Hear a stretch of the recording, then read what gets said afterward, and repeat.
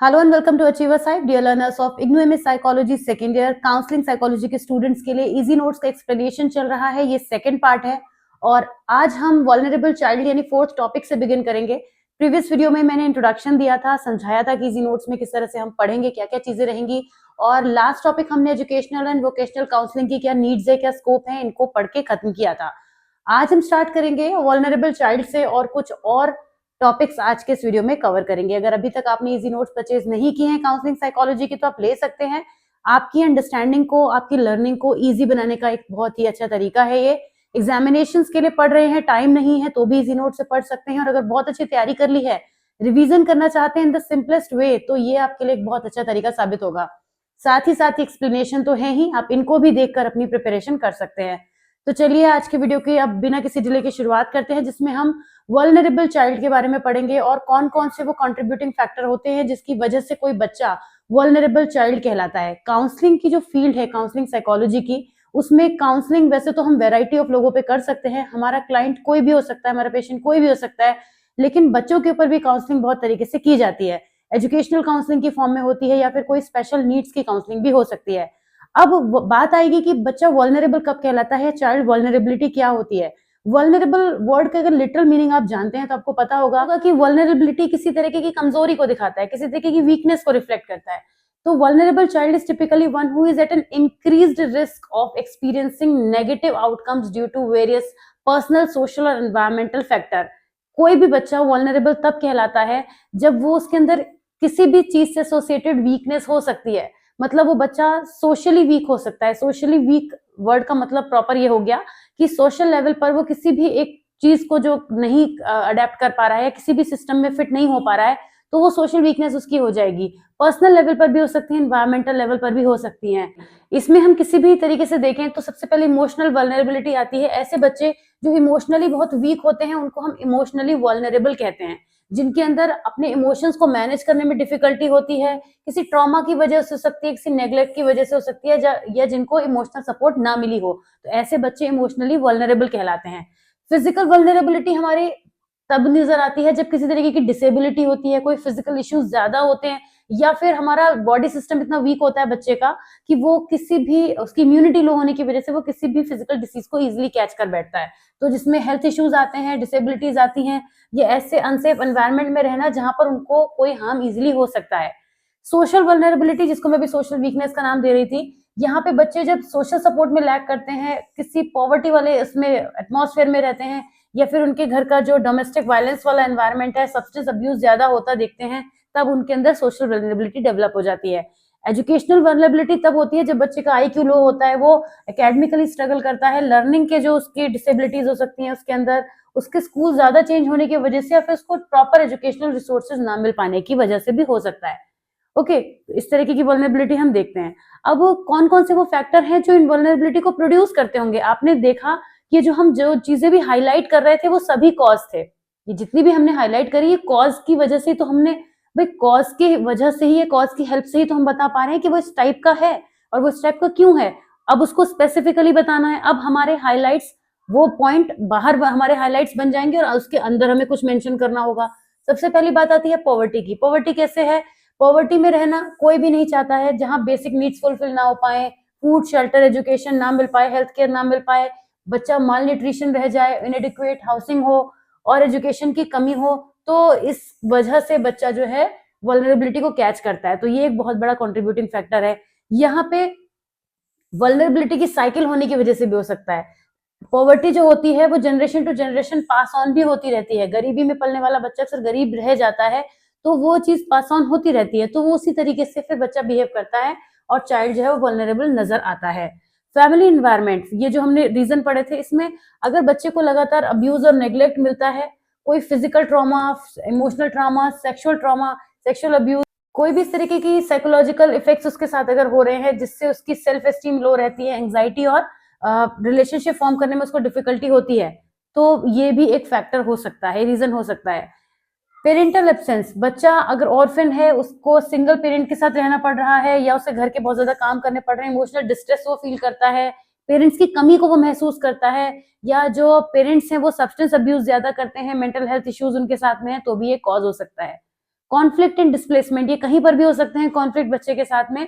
उसने कोई war and violence देखा है, children living in conflict zone, ऐसे जगह पे रहने वाले बच्चे जो होते हैं वो जिनको अपनी फैमिली का लॉस देखना पड़ जाए या डिस्प्लेसमेंट बार बार हो जाए, रिफ्यूजी चिल्ड्रन जो होते हैं वो अक्सर बहुत सारे ट्रॉमा से सफर करते हैं जिसकी वजह से उनकी एजुकेशन और पुअर लिविंग कंडीशंस हो जाती हैं। बच्चे को कई बार चाइल्ड लेबर और एक्सप्लॉयटेशन के क्रॉस भी जाना पड़ जाता है। चाइल्ड लेबर की वजह से बच्चा जो होता है वो काफी हद तक वल्नरेबल हो जाता है बहुत सारे कंडीशंस में। कोई हेल्थ या डिसेबिलिटी अगर इशू है, कोई क्रॉनिक इलनेस रही है, कोई डिसेबिलिटी बच्चे के अंदर है तो बच्चा वल्नरेबल रहेगा। उसके अंदर इस तरीके का कोई भी इशू अगर हम देखते हैं, इंटेलेक्चुअल डिसेबिलिटी है, फिजिकल है, या उसके साथ किसी तरीके का डिस्क्रिमिनेशन भेदभाव अगर हो रहा है तो, और या फिर उसको एजुकेशन की लिमिटेड एक्सेस मिल रही है, सोशल आइसोलेशन को उसको डील करना पड़ रहा है, एजुकेशन की कमी होने से भी बच्चा जो है वो एजुकेशनल लेवल पर वल्नरेबल हो जाता है। इसका इम्पैक्ट क्या होता है? Education provides a pathway out of poverty and builds resilience. Vulnerable children, particularly girls, are often denied schooling due to cultural norms, financial constraints और unsafe environment। ये अभी भी होता है, अगर अपने को मिलती है बहुत ज्यादा जो पिछड़े इलाके होते हैं वहां पर इस तरीके की चीजें भी होती है गर्ल्स के साथ में। इसके कॉन्सिक्वेंसेस क्या हो सकते हैं कि लैक ऑफ एजुकेशन की वजह से पॉवर्टी की साइकिल चलती रहती है, अर्ली मैरिजेस होती रहती हैं, चाइल्ड लेबर होती रहती है, जिसकी वजह से बच्चा जो है वो वल्नरेबल की कैटेगरी में आता है। और फिर कुछ सोशल और कल्चरल फैक्टर्स भी होते हैं जैसे चाइल्ड मैरिज या डिस्क्रिमिनेशन। माइनॉरिटी ग्रुप्स को अक्सर डिफरेंशिएट कर दिया जाता है जिसकी वजह से उनको प्रॉपर अपॉर्चुनिटीज नहीं मिल पाती और इस वजह से जो बच्चा होता है वो वल्नरेबल हो जाता है। चाइल्ड मैरिजेस की वजह से भी होता है, वो गर्ल्स को जो है अर्ली एज में उनकी मैरिजेस कर दी जाती है जिसकी वजह से वो रिप्रोडक्शन के प्रोसेस में इन्वॉल्व होती चली जाती हैं और फैमिली में रह जाती हैं और फिर वो साइकिल उनकी जैसे उन्होंने अपने पेरेंट्स के टाइम में देखी थी वही चीज चलती रह जाती है। ओके, तो ये चीज हो गई, वल्नरेबल चाइल्ड को आपने समझ लिया। अब ABC model of cognitive behavioural therapy पढ़ेंगे हम कि इसके गोल्स क्या क्या हैं, टेक्निक्स कौन कौन सी यूज होती हैं सीबीटी में। पहले तो ये टॉपिक काफी इंपॉर्टेंट है, मैं आपको बता दूं एबीसी जो मॉडल है वो एल्बर्ट एलिस ने दिया था। कॉग्निटिव थेरेपी के अंदर ये आता है एबीसी मॉडल और बिहेवियरल थेरेपी भी इसमें इंक्लूड करी गई है। कॉग्निटिव बिहेवियरल थेरेपी का ये ऑल टुगेदर एक पार्ट कहलाता है। It provides a structured way to understand and challenge the thought patterns that lead to emotional distress and problematic behavior। ABC model की हेल्प से ये समझा जाता है कि जो एबीसी कंपोनेंट है, पहले तो एबीसी कंपोनेंट को समझेंगे और उन कंपोनेंट को अंडरस्टैंड करते हुए, उन पर वर्क करते हुए सीबीटी का यूज किया जाता है। मॉडल को 3 कंपोनेंट में पार्ट किया जाता है। सबसे पहले आता है ए, जिसको हम कहते हैं एक्टिवेटिंग इवेंट, दूसरा होता है बिलीफ, तीसरा होता है कॉन्सिक्वेंसेज। एक्टिवेटिंग इवेंट जिसे आपको नाम से पढ़ के समझ में आ रहा होगा, एक्टिवेटिंग एजेंट्स होते हैं ना जैसे, वैसी एक्टिवेटिंग इवेंट्स हैं ये। ऐसी सिचुएशंस लाइफ में किसी भी पर्सन के जो उसकी प्रॉब्लम को एक्टिवेट कर दे, मतलब उसके अंदर स्ट्रेस को एक्टिवेट कर दे। प्रॉब्लम तो वो खुद ही है, इवेंट कोई प्रॉब्लम ही होगा और वो पर्सन के अंदर क्या करे, स्ट्रेस को जनरेट कर दे, तो ऐसी सिचुएशन को हम बोलते हैं एक्टिवेटिंग इवेंट। बिलीफ का मतलब होता है पर्सन जो है वो इस तरीके के बिलीफ को बना ले, वो रैशनल हो सकते हैं, इरेशनल हो सकते हैं, जिनकी वजह से डिफरेंट इमोशनल रिफ्लेक्शंस देखने को मिलते हैं। और कॉन्सिक्वेंसेस क्या होते हैं, वो कॉन्सिक्वेंसेस एक रिजल्ट की फॉर्म में नजर आते हैं। कॉन्सिक्वेंसेस का मतलब भी वही होता है, तो सिचुएशन के आउटकम की फॉर्म में ये नजर आते हैं। तो एक साथ पहले पढ़ेंगे पूरा ये क्या क्या होते हैं। जो एक्टिवेटिंग इवेंट्स होते हैं, दिस इज द सिचुएशन और trigger that starts the cycle. It could be an external event like failing in exam और an internal event like a memory. किसी भी पर्सन के साथ में एक्टिवेटिंग इवेंट किसी भी टाइप का हो सकता है। अगर कोई बच्चा एग्जामिनेशन में फेल हो जाता है तो उसके बाद आप उसको सेलिब्रेशन करते हो तो नहीं देखेंगे, जाहिर सी बात है, आप उसको बहुत वो परेशान हो जाएगा, दुखी हो जाएगा, या न्यूट्रल भी रह सकता है इन सम केसेस, बट ज्यादातर तो हम ये कहेंगे कि वो परेशान ही हो जाएगा। किसी पर्सन किसी मेमोरी की वजह से इंटरनली वो बार बार उन चीजों को सोचता रहता है, मेमोराइज करता रहता है, परेशान होता रहता है, तो ये भी एक वजह हो सकती है जो उसके स्ट्रेस का कॉज है। फिर बिलीफ्स की बात आती है। बिलीफ्स में क्या होता है, दीज आर द थॉट्स और interpretation about the activating event. उस सिचुएशन के बारे में हम कुछ थॉट क्रिएट करते हैं। अगर किसी को बहुत ज्यादा याद कर रहे हैं, मिस कर रहे हैं, तो क्या करेंगे, उस पर्सन के बारे में सोचेंगे, उन चीजों के बारे में सोचेंगे, उस टाइम के बारे में सोचेंगे जो हमने साथ में स्पेंड किया है, और उससे हम क्या करते हैं, कुछ ना कुछ इंटरप्रिटेशन निकालने लगते हैं। ये बिलीफ जो होते हैं वो रैशनल इरेशनल दोनों तरीके से हो सकते हैं। कुछ चीजें हमारे हिसाब से ठीक होंगी, कुछ चीजों को हम बहुत ज्यादा ड्रीमी वे में भी सोचने लग जाएंगे जो शायद सही ना भी हो, leading to different emotional and behavioural outcomes. जिसकी वजह से हमारे अलग अलग तरीके के इमोशनल और बिहेवियरल रिजल्ट निकल कर आएंगे। हम इमोशनल लेवल पर अनस्टेबल हो सकते हैं, हमारे बिहेवियर में कुछ चीजें ऐसी दिख सकती हैं जो शायद दूसरे पर्सन को ठीक ना भी लगे या कोई नोटिस ना भी करे, ऐसा भी हो सकता है, वो हमारे बिहेवियरल इश्यू में काउंट होते हैं।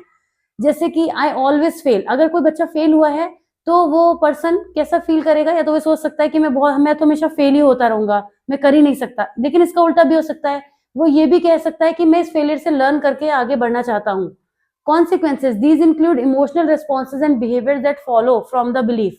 अब इस बिलीफ से कुछ कॉन्सिक्वेंसेज भी बनेंगे। कैसे हो सकते हैं? नेगेटिव और इरेशनल बिलीफ भी बन सकते हैं, जो नेगेटिव इमोशंस यानी एंजाइटी को क्रिएट करेंगे। मतलब अगर बच्चा ये सोच रहा है कि मैं तो फेल ही हो जाऊंगा, मैं तो हूं ही नहीं पढ़ने में अच्छा, अगर वो इस तरीके की थॉट रह रहा है, तो जो उसके कॉन्सिक्वेंसेज होंगे वो नेगेटिव होंगे। लेकिन अगर वो पॉजिटिव सोचे, मतलब उसके अंदर एक नेगेटिव सिचुएशन के टुवर्ड्स भी अप्रोच पॉजिटिव अगर उसके अंदर हो, तो वो क्या सोच सकता है? वो ये सोच सकता है कि मैं इसको एक फेलियर को एक एक्सपीरियंस की तरह ले रहा हूं और अब मैं आगे और मेहनत करूंगा। तो जो आउटकम्स आएंगे वो पॉजिटिव भी हो सकते हैं, है ना। तो इस तरीके से हम देखते हैं कि ज्यादातर इस तरह के थॉट लेने वाले लोग कम ही होते हैं। ज्यादातर लोग जो होते हैं वो किसी डिफिकल्ट सिचुएशन में, क्योंकि फेल होने का हमने एग्जांपल लिया है स्टूडेंट की लाइफ में, तो बच्चा ज्यादातर यही सोचेगा। बच्चा भी इतना नहीं सोच पाता है, पर जब कोई लाइफ में बहुत डिफिकल्ट सिचुएशन होती है तो उसमें बहुत ज्यादा पॉजिटिव रह पाना किसी भी पर्सन के लिए इतना आसान नहीं होता है।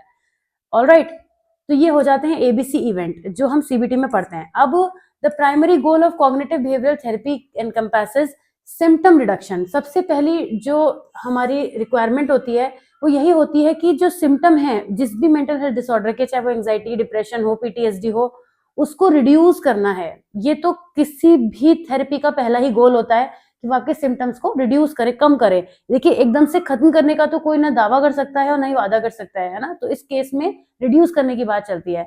और उसके बाद कॉग्निटिव रीस्ट्रक्चरिंग की जाती है। कॉग्निटिव रीस्ट्रक्चरिंग का मतलब होता है कि जो हमारे थॉट्स हैं, अगर बच्चा जो है वो ये सोच रहा है कि मैं तो बस फेल ही होता रहूंगा जीवन भर, मैं तो पढ़ नहीं सकता, हमें उसके थॉट्स को रीस्ट्रक्चर करना है। उसके जो थॉट्स हैं उनमें हमें नेगेटिव से पॉजिटिव की तरफ उनको लेकर जाना है, जिससे बच्चा जो है वो उस फेज से उस फेज में पहुंच पाए। यही तो एक साइकोलॉजिस्ट का काम भी होता है। तो इसमें हम क्या करेंगे, उन इंडिविजुअल्स को हेल्प करेंगे आइडेंटिफाई करने में, चैलेंज करने में, एंड मॉडिफाई इरेशनल और negative thought pattern into realistic thinking, more balanced and realistic thinking. सही तरीके से बात को समझा के बिहेवियरल चेंज कैसे लाएंगे, उनको एनकरेज करेंगे कि आप हेल्दी बिहेवियर को अडॉप्ट करिए।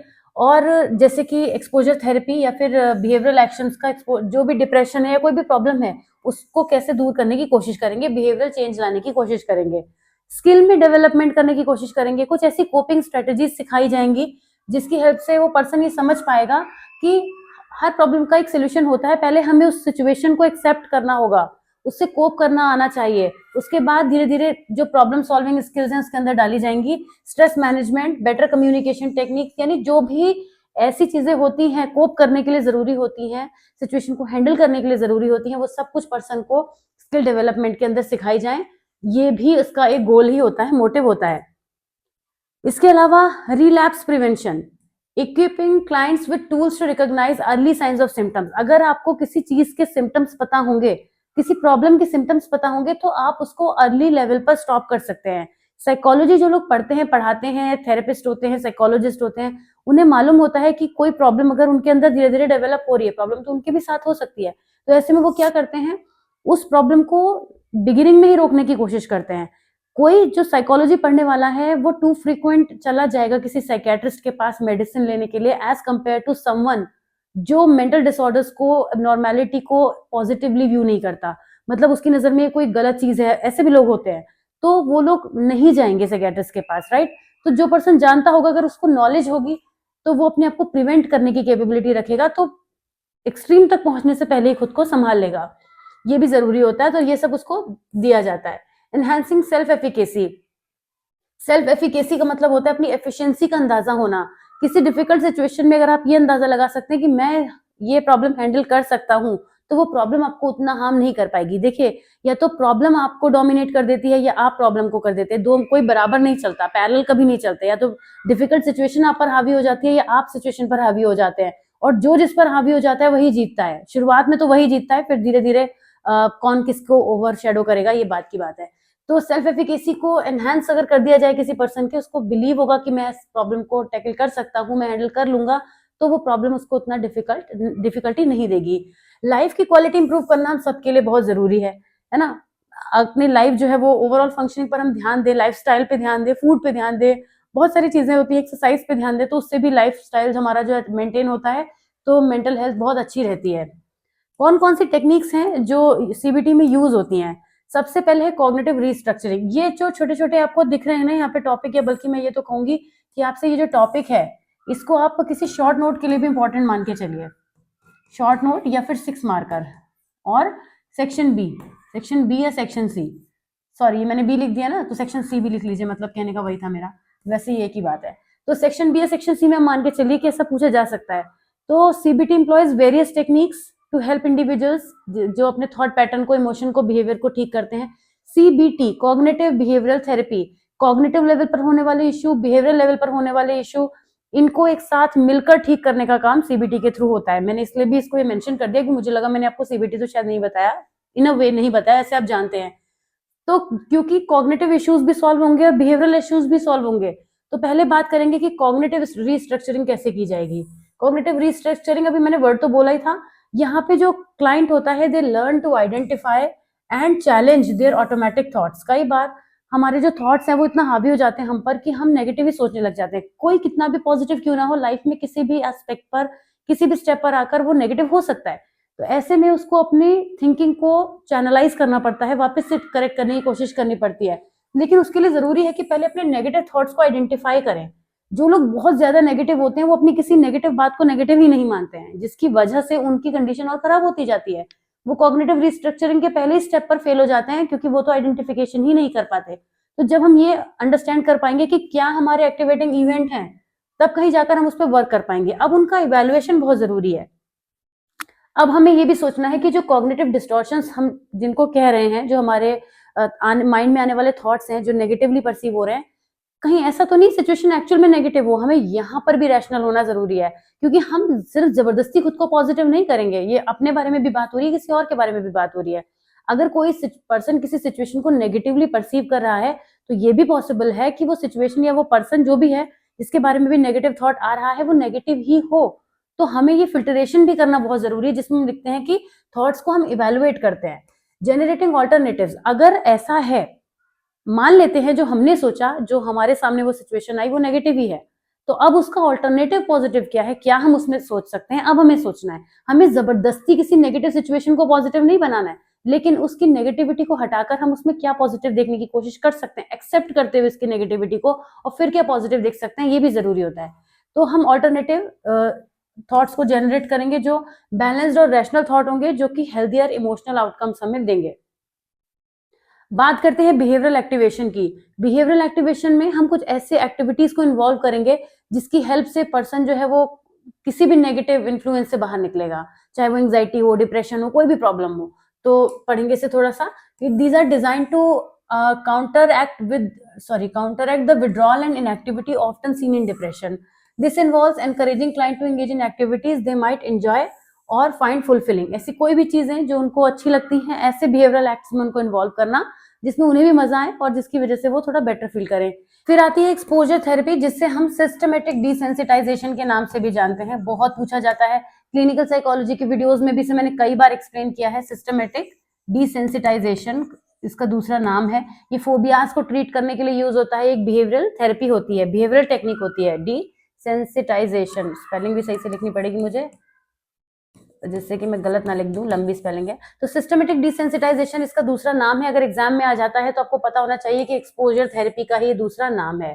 ये एंग्जाइटी डिसऑर्डर्स, फोबियाज को ट्रीट करने के लिए यूज होता है। मैंने क्लिनिकल के वीडियोस में समझाई है ये बात, लेकिन मैं आपको भी बता दूं कि जब भी किसी पर्सन को किसी तरीके का इरेशनल फियर होता है, जिसको जनरली हम फोबिया कहते हैं, एंग्जाइटी कहते हैं, उस केस में उस पर्सन को उन एंग्जाइटी प्रोवोकिंग थॉट्स के तरफ लेकर जाया जाता है। सुनने में लग रहा है कि जिस चीज से प्रॉब्लम है उसी तरफ लेके जाया जाता है सिस्टमेटिक डिसेंसिटाइजेशन में, पर जैसा कि नाम है, सिस्टमेटिक वे में लेके जाया जाता है, डिसेंसिटाइज किया जाता है। एक बिहेवियरल टेक्निक होती है जिसमें पर्सन को स्टेप बाय स्टेप हायरार्की में सेट किया जाता है।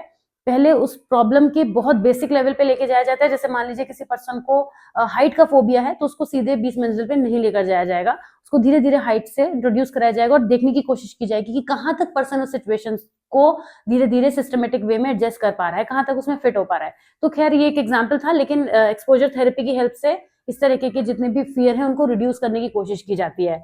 बहुत सारी रिलैक्सेशन टेक्निक्स होती हैं, ब्रीदिंग, डीप ब्रीदिंग हो गई, प्रोग्रेसिव मसल रिलैक्सेशन हो गया, माइंडफुलनेस हो गया, और न जाने कितनी ऐसी टेक्निक्स हैं जो रिलैक्सेशन के मेथड्स होते हैं, जिसमें फिजियोलॉजिकल सिम्टम्स जो होते हैं स्ट्रेस और एंग्जाइटी के, वो रिमूव करने की कोशिश की जाती है फिजिकल वे में। बायो फीडबैक भी इसी के अंदर एक आता है। रोल प्ले की हेल्प से क्या होता है, पर्सन कम्युनिकेशन स्किल में इंप्रूव हो पाता है, सोशल इंटरेक्शन में हो पाता है। तो रोल प्ले की हेल्प से ज्यादातर communication, social interaction, social behavioural issues को रिमूव करने की कोशिश की जाती है। रोल प्लेइंग ज्यादातर बच्चों पर ही अप्लाई की जाती है। ये मेथड जो होते हैं सीबीटी में सब यूज होते हैं। इसके अलावा जर्नलिंग, जो लोग अपने थॉट्स को लिखकर फीलिंग्स को एक्सप्रेस कर पाते हैं, बिहेवियर को कर पाते हैं, उनके उस पैटर्न को ट्रैक किया जाता है और देखा जाता है कि कहाँ तक पर्सन पहुंच रहा है। लिख देने से बहुत मन हल्का होता है, बहुत सारे लोग जर्नलिंग करते हैं और जर्नलिंग की हेल्प से वो कई बार बहुत सारे अचीवमेंट्स भी कर पाते हैं, अपने मूड्स को बैलेंस कर पाते हैं। सोक्रेटिक क्वेश्चनिंग, ये क्या होती है? A method where therapist ask question to guide clients toward discovering their own cognitive distortions and solution, fostering clinical thinking. यहाँ पे जो थेरेपिस्ट होते हैं या साइकोलॉजिस्ट जो होते हैं, वो क्लाइंट से इस तरह के क्वेश्चन पूछते हैं जिससे उनके थॉट्स को चैलेंज किया जाता है। जब हमारे थॉट्स चैलेंज होते हैं ना, तो हमारा खुद का दिल चाहता है कि हम अपनी ही कंडीशन में, अपनी सिचुएशन में डीपर जाने की कोशिश करें, और जब जाएंगे डीपर तो उसी प्रॉब्लम का सोल्यूशन भी फाइंड आउट करने की कोशिश कर पाएंगे। वो सोक्रेटिक क्वेश्चनिंग कहलाती है। कभी ये आपके शॉर्ट नोट में आ जाए 3 मार्कर में, तो और एक्सप्लेन कर सकते हैं, एग्जाम्पल बहुत सारे आप इसमें लगा सकते हैं। जैसे आपके प्रीवियस वीडियो में मैंने टीचर वाला एग्जाम्पल दिया था ना, कि बच्चे से अगर पूछ रहे हैं तो उसको हेल्प कर रहे हैं, वो वाले तरीके से आप एग्जाम्पल मेंशन कर सकते हैं। Problem solving technique, teaching structured ways to tackle problem. जैसे प्रॉब्लम सॉल्विंग की अगर हम बात करें, तो प्रॉब्लम सॉल्विंग में बहुत सारे स्टेप्स होते हैं। अगर हम सिस्टमेटिक वे में चलें किसी भी प्रॉब्लम को सॉल्व करने के लिए, तो प्रॉब्लम सॉल्व होती है, एटलीस्ट हम उसके आधे से ज्यादा तो उसको कवर कर ही लेते हैं। तो प्रॉब्लम सॉल्विंग के मेथड को भी समझाया जाता है। होमवर्क, बहुत सारे ऐसी एक्टिविटीज होती है जिसमें असाइनमेंट दिया जाता है कि आप नई नए सेशन में आने से पहले इन चीजों को करके आएंगे, तो person not just in the session, उसके आउटसाइड भी उन चीजों में इन्वॉल्व होने की वजह से काफी हद तक रिकवर कर पाता है। माइंडफुलनेस एंड एक्सेप्टेंस, उसको ऐसी प्रैक्टिसेस कराई जाती हैं जिससे कि वो अवेयर रहे, कि एक तो नॉन जजमेंटल बने, और दूसरा सिचुएशन में सीखे कि कैसे मुझे अपने आप को प्रिपेयर करना है, एक्सेप्ट करना है अपनी प्रॉब्लम को। तो सीबीटी जो है एक बहुत ही अच्छा मेथड होता है। आपने देखा कि इसमें बहुत सारी चीजों को फोकस किया जाता है। इसका जो एबीसी मॉडल है, क्योंकि बहुत पूछा गया है, इसीलिए हमने इसमें इसको कवर भी किया है। अब हम शुरुआत होगी यहाँ से पर्सनैलिटी डिसऑर्डर्स की, nature, causes and treatment of personality disorder, और लगातार 4 से 5 टॉपिक ऑफ पर्सनैलिटी डिसऑर्डर के आएंगे। इससे पहले कि हम यहाँ से शुरुआत करें, मैं आपको सजेशन देना चाहती हूँ, और ये सजेशन बहुत काम आएगा आपके।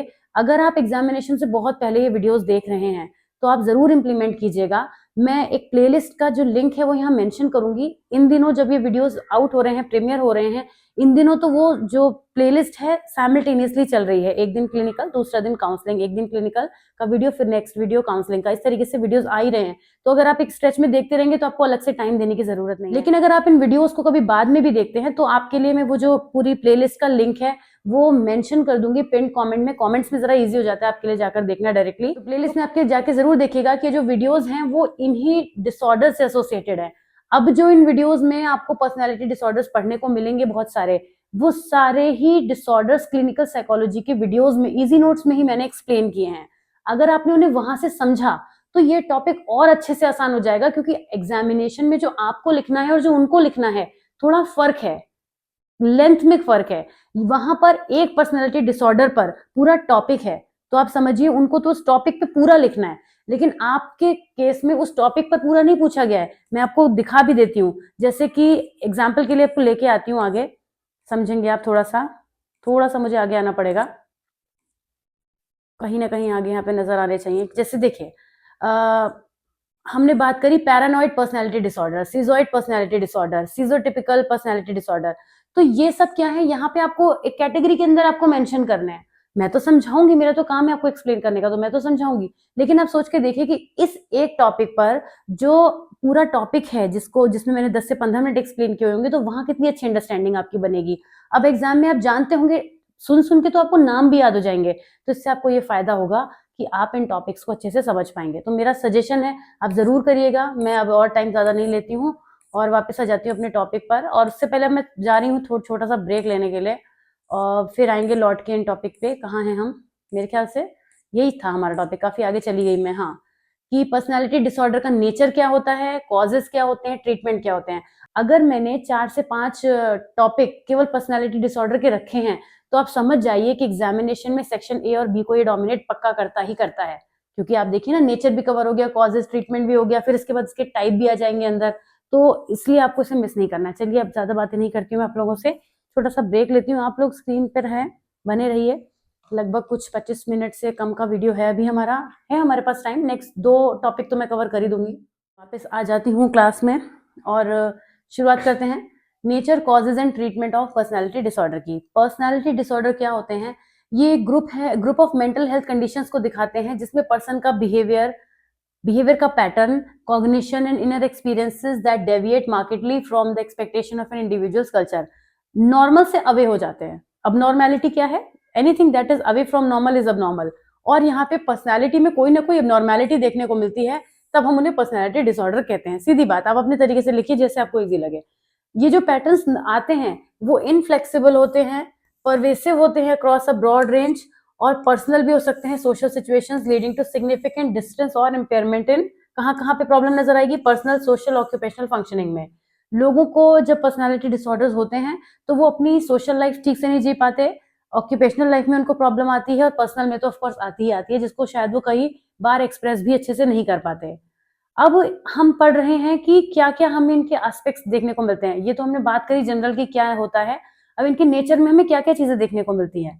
सबसे पहले तो पर्सनालिटी डिसऑर्डर्स वाले जो लोग होंगे, जो लोग नहीं होंगे, जो पर्सनालिटी डिसऑर्डर्स होंगे, वो उनमें हमें स्टेबिलिटी देखने को मिलेगी। ऐसा नहीं है कि आज किसी ने कोई ऐसा बिहेव किया उसके बेसिस पर हमने कह दिया अच्छा इसको तो हिस्ट्रियोनिक पर्सनालिटी डिसऑर्डर, इसने तो ऐसा बिहेव किया। ऐसा नहीं है। वो जो प्रॉब्लम है वो स्टेबल होगी ओवर टाइम। और बहुत सारी साइकोलॉजिकल कंडीशन ऐसी होती है जो एपिसोडिक होती है, मतलब कुछ कुछ एपिसोड्स होते हैं उनके, फिर कुछ टाइम के बाद होते रहते हैं। Personality disorder tend to be stable and long lasting. जो यहाँ पे एपिसोड की बात करी जा रही है ना, एपिसोड की बात हो रही है, जैसे डिप्रेशन का एग्जांपल सबसे आसान है। कोई भी मूड डिसऑर्डर ले लीजिए। डिप्रेशन में क्या होता है? पर्सन को वो डिप्रेस रहता है, काफी डिप्रेस रहता है काफी टाइम तक, उसके बाद हो सकता है वो थोड़ा नॉर्मल रहे और फिर उसके बाद उसको डिप्रेशन फील होने लगे। मतलब ये एपिसोड्स की तरह से नजर आ सकते हैं। लेकिन जो पर्सनैलिटी डिसऑर्डर होते हैं वो स्टेबल होने लगते हैं, मतलब हमारी पर्सनैलिटी का ऐसा हिस्सा बन जाते हैं कि हमें ही नहीं पता चलता कि हम कहाँ पर वियर्ड होते जा रहे हैं। और ज्यादातर ये अडोलेसेंस और अर्ली अडल्टहुड में शुरुआती दौर में नजर आते हैं और फिर वो आगे बढ़ते चले जाते हैं।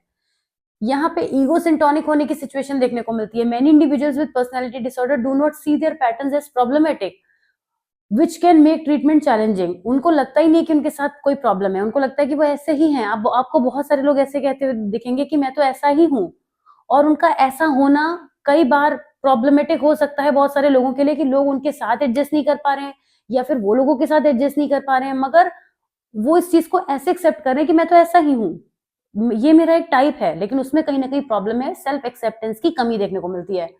फिर इंटरपर्सनल प्रॉब्लम्स होंगी। जाहिर सी बात है, जब आप किसी पर्सन में एबनॉर्मेलिटीज होंगी तो वो दूसरे के साथ में नॉर्मल कैसे बिहेव करेगा, तो इंटरपर्सनल कनेक्शंस वीक होते चले जाते हैं। लव्ड वन के साथ में इस तरीके की प्रॉब्लम्स होंगी, रिलेशनशिप टूटने लगते हैं, और फैमिली के संग भी प्रॉब्लम होती हैं।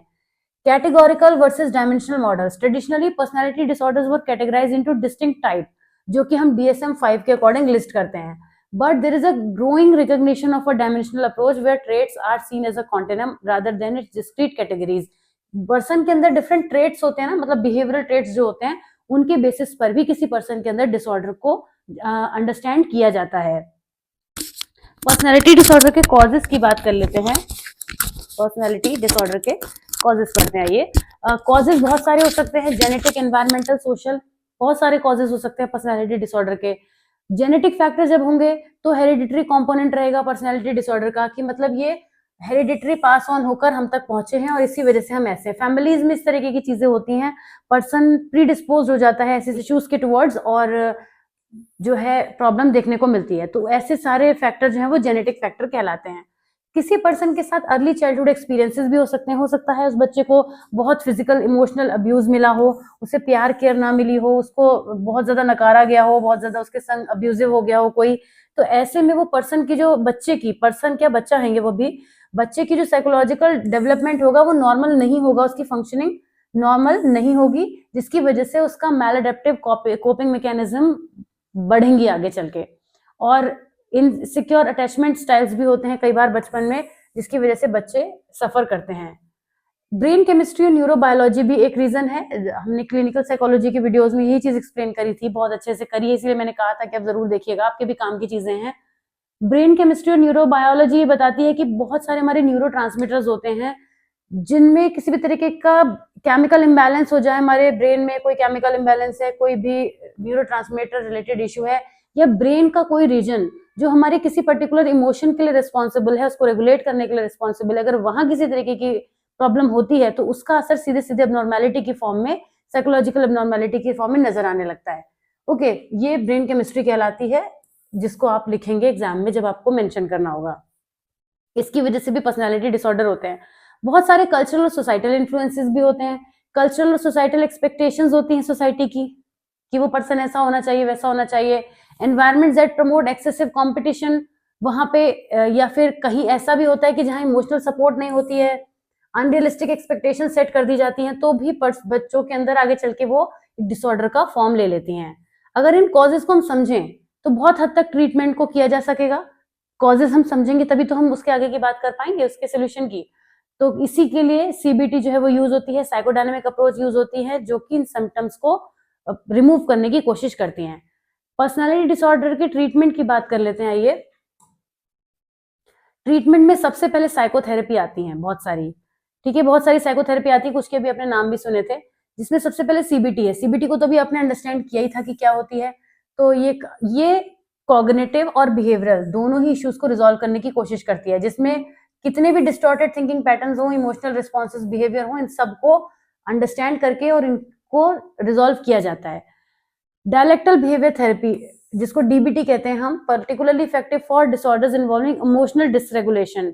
यहाँ पे कॉग्निटिव बिहेवियरल टेक्निक्स यूज होती हैं, माइंडफुलनेस प्रैक्टिसेस का यूज करते हैं, जिसकी हेल्प से इमोशनल रेगुलेशन को हम बेहतर बना सकते हैं, इंटरपर्सनल इफेक्टिवनेस डेवलप कर सकते हैं पर्सन के अंदर, और उसके अंदर डिस्ट्रेस को टॉलरेट करने की कैपेसिटी बढ़ा सकते हैं।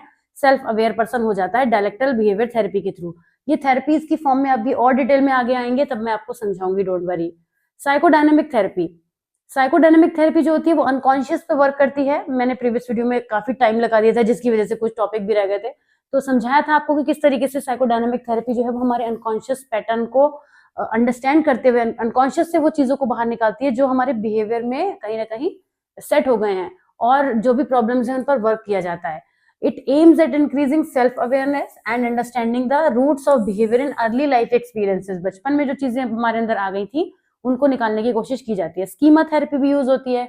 इसमें CBT, psycho analytical attachment and gestalt psychology को कंबाइन करा जाता है और लिया जाता है एलिमेंट्स को, और डीप सीटेड पैटर्न स्कीमास को ठीक करने की कोशिश की जाती है।